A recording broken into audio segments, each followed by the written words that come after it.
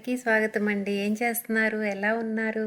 ఈరోజు మన వీడియో ఏంటంటే ఏమీ లేదంటే బోల్డ్ ఉన్నాయి.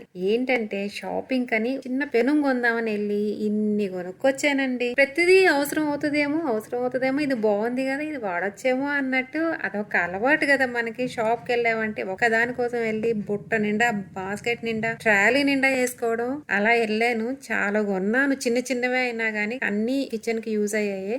మీకు అన్నీ ఒకసారి చూపిస్తూ వీటిల్లో మీకు ఏమన్నా అవసరం అవుతాయేమోనని మీకు గుర్తు చేద్దామని ఈ వీడియో అండి. అంతే, సింపుల్ వీడియో అనమాట. ఓకేనా, పదండి వీడియోలోకి వెళ్ళిపోదాము.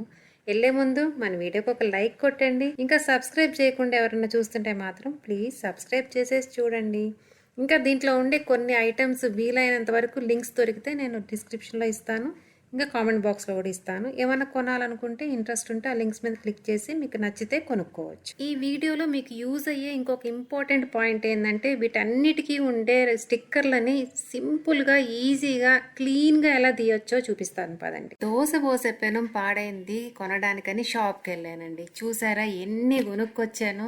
ఆడవాళ్ళకుండే వీక్నెస్ అదే అనుకుంటా, ఎవరైనా నాకు తెలిసి. ఇంకా ఆమ్లెట్ పెనం కూడా పాడైందని చెప్పేసి ఈసారి నాన్ స్టిక్ వాడకూడదు, ఆమ్లెట్కి ఐరన్ది కొనాలని ఐరన్ది కొన్నాను. టిష్యూస్ అయిపోవచ్చినాయి అని చెప్పి టిష్యూస్ కొన్నాను. కత్తులు ఎన్నున్నా ఇంట్లో కూరగాయలు కొనడానికి ఇంకా సాటిస్ఫాక్షన్ ఉండదు అనమాట నాకు. పోయినప్పుడల్లా ఇది బాగుంది అనుకుంటే మళ్ళీ ఒక కత్తి కొని పెడతాను. చూసారా ఎన్ని కత్తులు ఉన్నాయంటే నా దగ్గర అసలు. ఇదైతే నేను ఇడ్లీలు టేబుల్ మీద పెట్టినప్పుడు ఫోర్క్ తోటి గుచ్చి ప్లేట్లో వేసుకుంటారనమాట మా వాళ్ళు. అందుకని నేను చేత్తో వేస్తే సరే, వాళ్ళు చేయబెట్టరు అనమాట. ఫోర్క్ తీసుకుని సరే ఇడ్లీలు తీసుకోవడానికి బాగుంటుందని అది తీసుకున్నాను. ఇంకా పూరి బాక్సులు అండి. ఈ బాక్సులు చెప్పాను కదా, ఎన్ని ఉన్నా కానీ కొరవే. నాకు షెల్ఫ్లు నిండా ఉన్నా కానీ మళ్ళీ టెంప్ట్ అయ్యి మళ్ళీ అట్లాంటిది మళ్ళీ ఇది కొన్నాను. ఇవేమో సర్వింగ్ బౌల్స్ అనమాట. నేను ఇవేంటంటే ఇన్స్టాపాట్లో పడతాయేమో అన్నట్టు తీసుకున్నాను, కానీ ఇంటికి వచ్చి చూసాక అవి పట్టలేదు, సైజ్ కరెక్ట్గా సెలెక్ట్ చేయలేదు అనమాట. సరే సర్వింగ్ బౌల్స్గా వాడుకుందాంలే అని చెప్పేసి పక్కన పెట్టాను. నాకు డౌట్ ఉండే ఆ బౌల్స్కి మళ్ళీ మూతలు కూడా కరెక్ట్ సైజ్ ఉండాలి కదా, అందుకే మూతలు కూడా కొన్నాను అనమాట. ఇవి చెక్క స్పూన్లు, వుడెన్ స్పూన్స్ నా దగ్గర ఎన్ని ఉంటాయోనండి. ఉప్పు కానీ ఊరగాయల్లో కానీ అట్లాంటి వాటికి అవే వేస్తానమాట. ఇంకా ఫోర్కులు కూడా మా ఇంట్లో ఎక్కువ వాడతాం.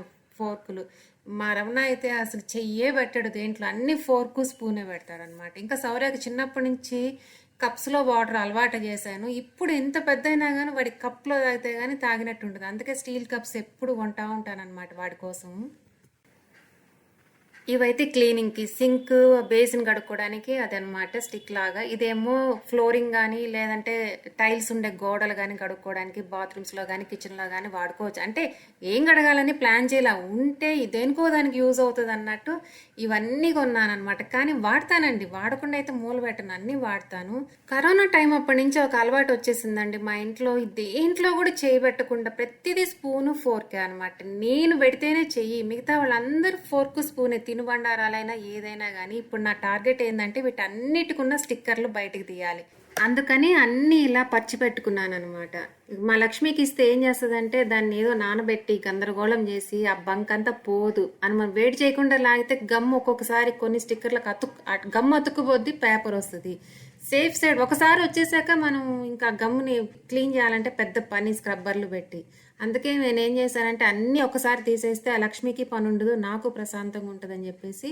చూసారా ఒక్కొక్క ప్లేటు పొయ్యి మీద పెట్టి వేడి చేసి, మరీ ఎక్కువ వేడైంది అనుకోండి గమ్మేమో ప్లేట్కే ఉండిపోతుంది, స్టిక్కర్ వచ్చేస్తుంది అనమాట. అప్పుడు అది కడుక్కోవడం మళ్ళీ పెద్ద పని. అండ్ కరెక్ట్ టెంపరేచర్ కరెక్ట్గా ఉండాలి. ఎట్లా అంటే కొంచెం వెచ్చైతే అప్పుడు పేపర్తో పాటు గమ్ వచ్చేస్తుంది. అయినా ఇంకొంచెం అతుక్కొని చూడండి. ఆ వేడి ఎంత ఉండాలంటే మన చెయ్యి కాలకూడదు, అట్టని కంఫర్ట్గా ఉండకూడదు. కొంచెం కాపడ పెట్టుకుంటాం కదా, అంత వేడి. చూసారే ఇది చాలా క్లీన్గా నీట్గా వచ్చింది. అది కరెక్ట్గా రావాలన్నమాట. అది మీకు చూపిద్దామని వీడియో చేస్తాం. ఒక్కసారి ఆ టెంపరేచర్ కానీ పట్టుకున్నామంటే అండి ఇంకా అదే టెంపరేచర్ మెయింటైన్ చేస్తూ మనం స్టిక్కర్లు అన్నీ లాగేయచ్చు అనమాట. ఓకేనా, నచ్చిందా మీకు ఈ వీడియో? ఎన్ని కొన్నాను కదా.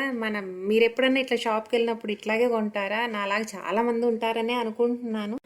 వంటింటికి అవసరమైన కొన్ని వస్తువులకు సంబంధించిన లింక్స్ అయితే నేను డిస్క్రిప్షన్లో ఇస్తున్నానండి, కామెంట్ బాక్స్లో కూడా ఇస్తున్నాను. మీకు నచ్చితే అవసరం అనుకుంటే ఒకసారి లింక్ మీద క్లిక్ చేసి చూసుకోండి. మీకు ఏదైనా కొనుక్కోవాలనిపిస్తే కొనుక్కోండి. ఓకేనా, మరైతే ఈ వీడియో మీద మీకు కామెంట్ ఏందో నాకు కామెంట్ బాక్స్లో చెప్పండి. నెక్స్ట్ వీడియోతో మళ్ళీ కలుద్దాం. ఓకే అండి, బాయ్.